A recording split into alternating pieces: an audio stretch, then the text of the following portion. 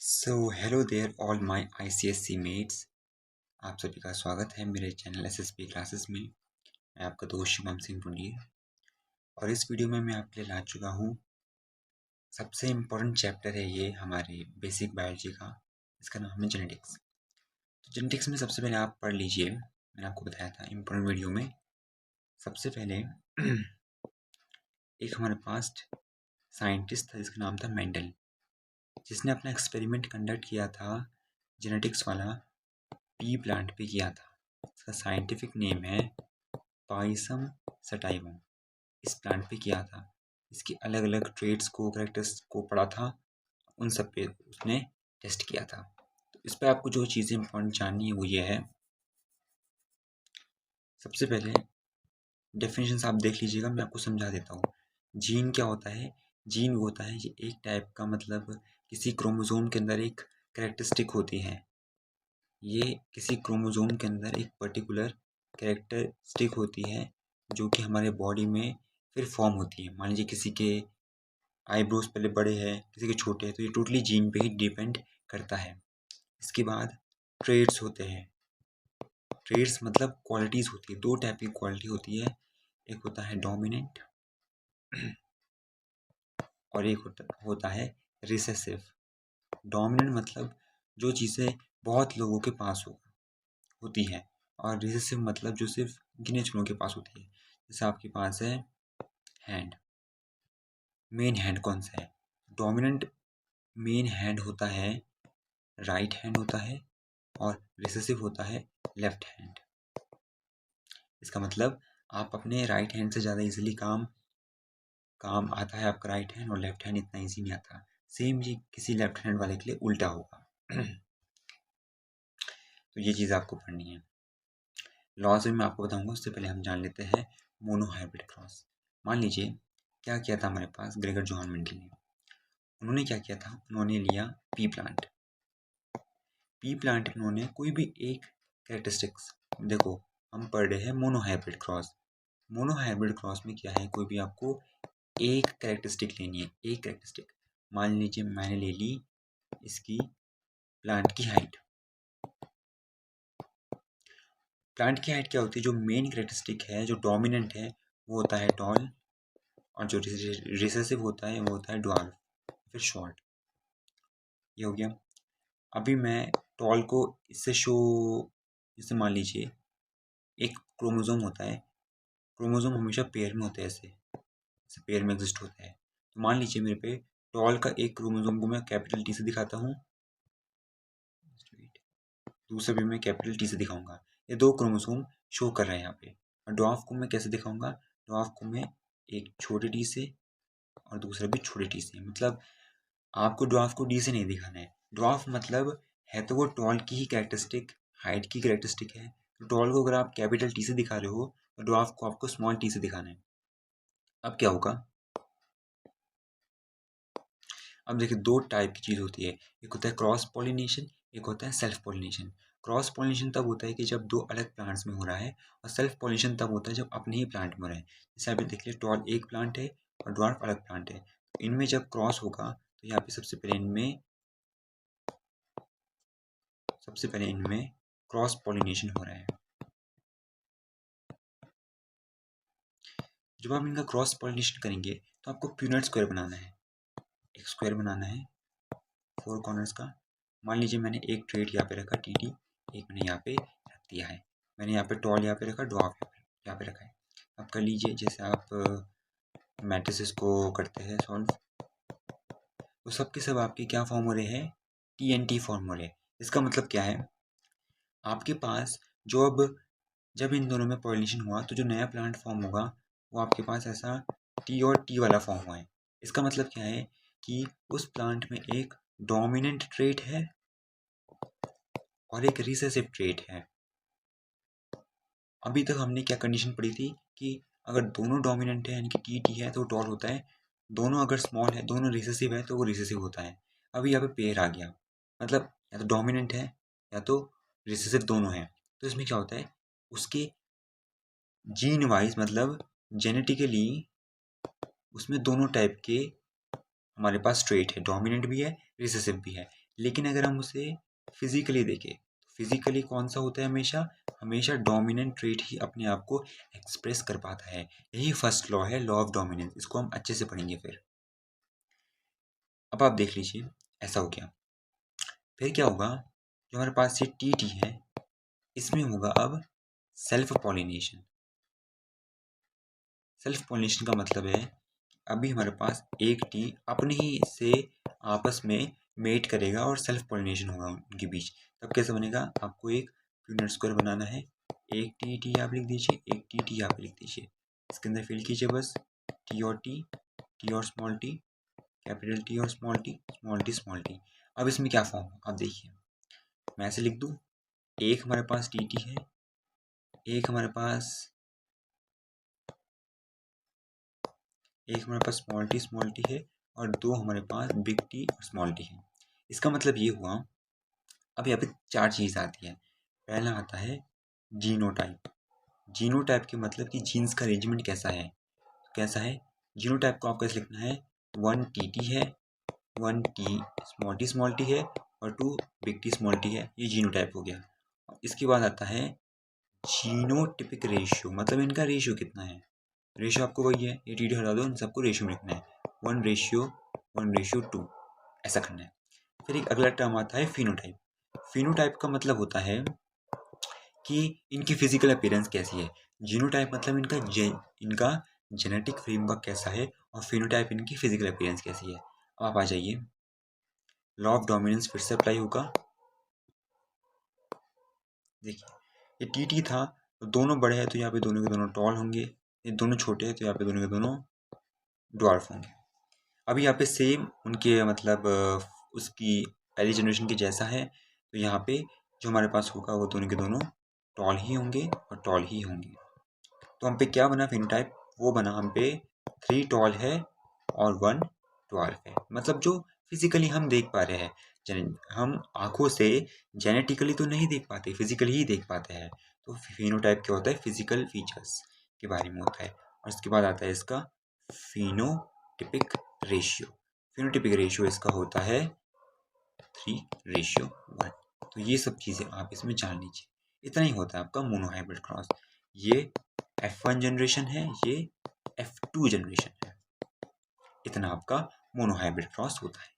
Monohybrid में और dihybrid में फ़र्क ये है कि मोनोहाइब्रिड में आपको कोई भी एक कैरेक्टरिस्टिक उठानी है, एक ट्रेट मतलब एक प्रॉपर्टी उठानी है, वो हमने ली प्लांट की हाइट। तो अब अगली बारी हमारे पास आ जाती है डाई हाइब्रिड क्रॉस की।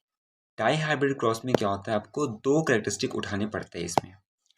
कैसे कि उसमें आपने प्लांट हाइट लिया, मान लीजिए मैं इस पे भी ले लेता हूँ प्लांट हाइट एक कैरेक्टरिस्टिक, और एक कैरेक्टरिस्टिक मैंने ले ली मान लो सीड कलर की, जो पी होता है उसका बीज का रंग।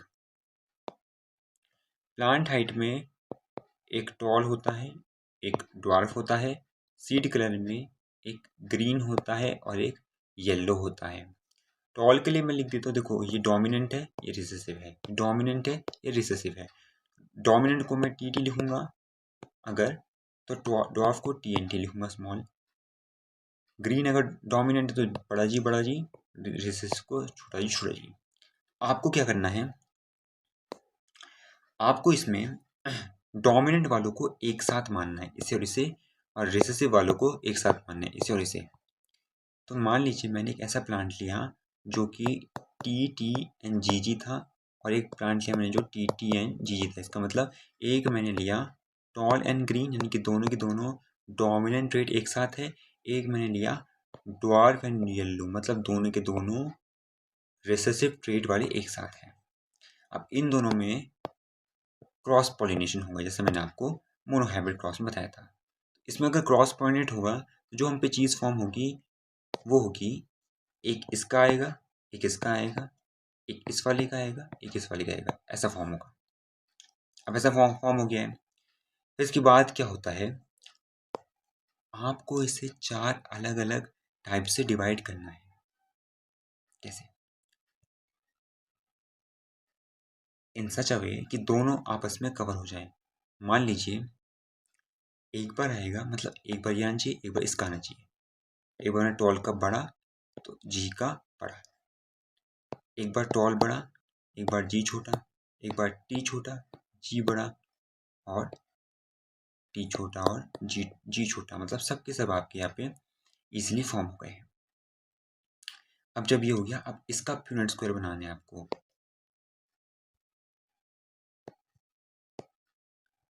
ये डाई हाइब्रिड क्रॉस है तो इसमें आपको इसे 16 वाला बनता है, ये 16 ब्लॉक वाला ऐसे।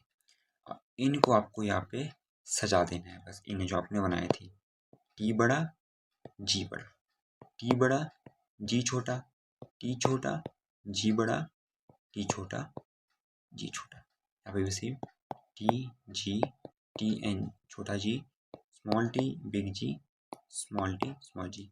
अब इसको लिख दीजिए यहाँ पे, टी टी एक साथ आएंगे, जी जी एक साथ, फिर T T G N small G. यहाँ पे आएगा आपके पास टी, पहले बड़ा पहले आता है जी जी, और यहाँ पे फिर से आपके पास आएगा T T G N G. अभी भी टी टी जी छोटा जी, टी टी छोटा जी बड़ा टी छोटा जी जी।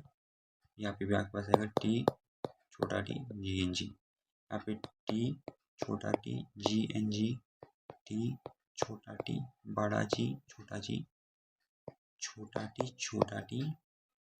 बड़ा जी छोटा टी बड़ा जी और छोटा जी, बड़ा टी बड़ा जी छोटा जी, टी बड़ा टी छोटा जी छोटा, टी छोटा जी बड़ा जी छोटा और टी छोटा जी छोटा। अब इसको आपको कैसे समझना है? सबसे मेन बात है, इसमें आपको बस दो चीज़ें बतानी है। इसमें जीनोटाइप की कोई बात नहीं होती, इसमें सिर्फ आपको फिनोटाइप के बारे में बताना है। फिनोटाइप इसमें क्या होता है, फिजिकल फीचर की। जीनोटाइप देखिए कितने अलग अलग टाइप के फॉर्म हो रहे हैं इसमें, आप देख लीजिए, दोनों बड़े, तो ये हो जाएगा आपका टॉल ग्रीन, लिख देता हूँ टॉल ग्रीन। और आपको मैं एक ट्रिक बताता हूँ। हाँ जी, आप ऐसे देखो, जो भी टॉल ग्रीन है उनके लिए मैं लिख देता हूँ ए, जो भी टॉल येलो है उनके लिए बी, जो भी ड्वार्फ ग्रीन है उनके लिए सी, और जो भी ड्वार्फ येलो है उसके लिए डी। अब देखो, आप एक बात आप समझ लीजिए, ड्वार्फ येलो आपके पास पूरी टेबल में सिर्फ और सिर्फ एक ही आएगा, तो डी। अब बारी है टॉल ग्रीन की, ए। टॉल ग्रीन है, ए है, टॉल है ग्रीन, दोनों मिक्स है तो वही होगा, टॉल टॉल वही है, ये भी वही है और इसमें भी वही है। इधर आइए, टॉल बड़ा है, दोनों में सेम ट्रेट है। यहाँ पे छोटा वाला आ गया, तो टॉल और येलो, टॉल और येलो हमारे पास बी है, तो ये बी हो गया। ये सेम है तो ए है, और ये फिर से वही आ गया तो ये बी हो गया। अभी ये भी वही है तो ये ए है, ये भी ए है। इसमें टी टी छोटा नहीं, डॉट वाला आ गया, डॉट ग्रीन, तो ये सी हो गया। ये भी डॉट ग्रीन है तो ये भी सी हो गया। ये तो फिर से ए है, ये वाला है तो सी, और ये वाला है तो बी हो गया, ये वाला है तो सी हो गया, और ऐसा। अब आप गिन लीजिए ए कितने हैं। इसमें क्या मिलेंगे हम, ए हमें कितने मिले, 1 2 3 4 5 6 7 8 9, 9 हमें मिले ए वाले, यानी कि ये वाले। बी हम पे 1 2 3 है, 3 बी मिलेंगे, सी हम पे 1 2 3 है, 3 सी मिलेंगे, और डी हम पे 1 है तो 1 डी। इसका जो रेशियो होगा 9:3:3:1। इतना ही इसमें आपके लिए इम्पोर्टेंट है। इसमें सिर्फ आपसे फिनोटाइप ही पूछते हैं, तो आप इतना कर लीजिएगा इस चैप्टर में। और अब हम आते हैं मेंडल के लॉ पे।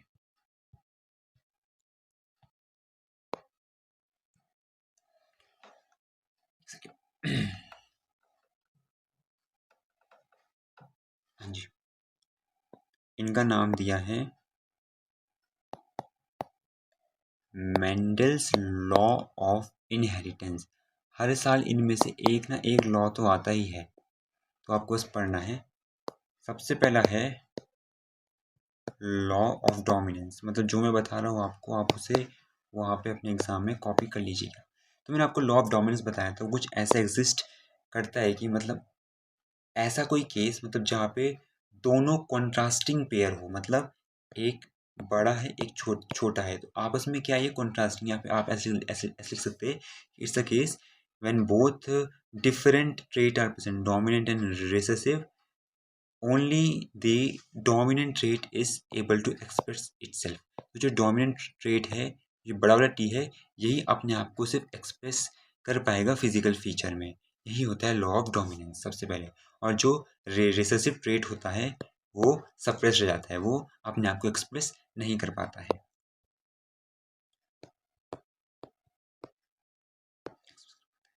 दूसरा है law of segregation. Segregation, law of segregation मतलब ये सारी चीज़ें आपके पास टी और टी इसी पे डिपेंड है, ये मतलब दोनों कॉन्ट्रास्टिंग पेयर है। डोमिनेंस मैंने बोला कि दोनों कॉन्ट्रास्टिंग पेयर है, तो सिर्फ डोमिनेंट वाला ट्रेट ही अपने आप को एक्सप्रेस कर पाता है, जो रेसेसिव वाला होता है वो सप्रेस्ड रह जाता है, एक्सप्रेस नहीं कर पाता है। सेग्रीगेशन में क्या होता है कि अगर आपके पास फिर से ये कॉन्ट्रास्टिंग पेयर वाले कैरेक्टर है, तो ये दोनों आपस में कभी भी मिक्स नहीं होते, means they do not mix together.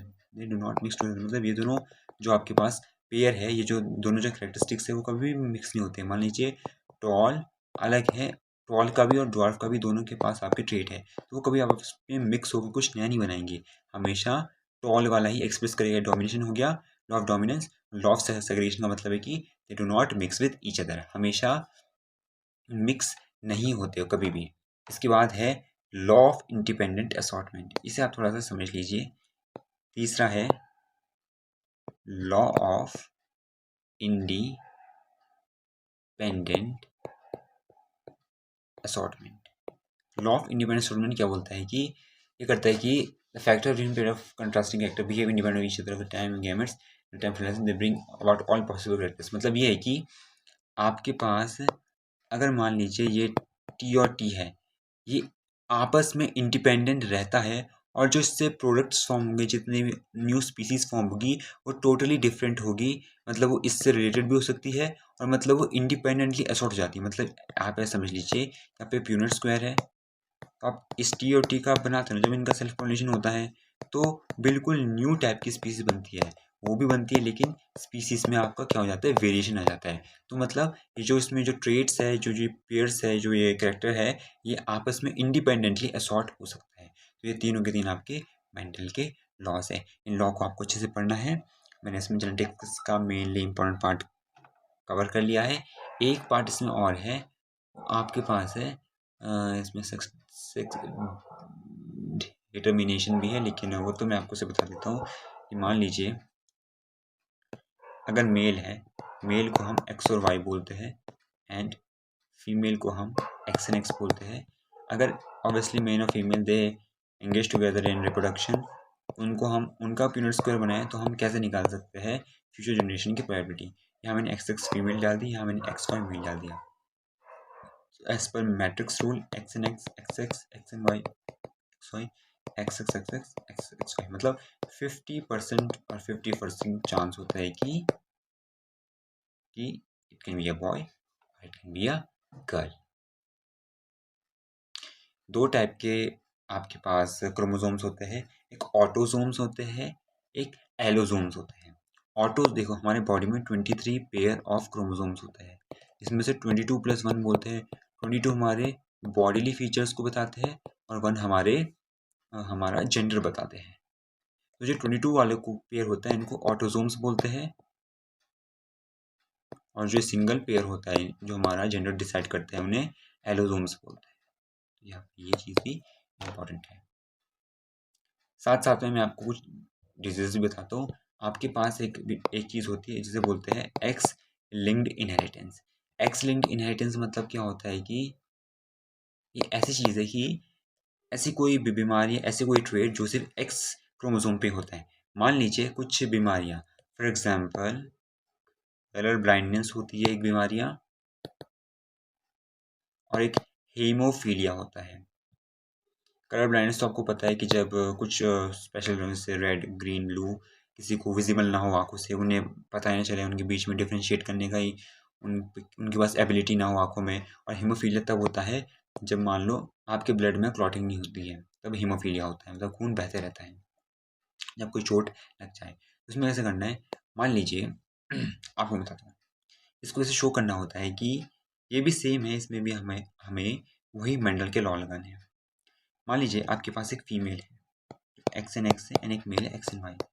मान लीजिए ये एक्स क्रोमोसोम पे ही अटैक होता है क्योंकि एक्स लिंक्ड इनहेरिटेंस है। मान लीजिए कलर ब्लाइंडनेस की बात हो रही है, तो अगर किसी मेल के एक्स में कलर ब्लाइंडनेस का ट्रेट है, तो उसके पास 100% चांस है कि ही इज कलर ब्लाइंड, वो कलर ब्लाइंड होके ही रहेगा।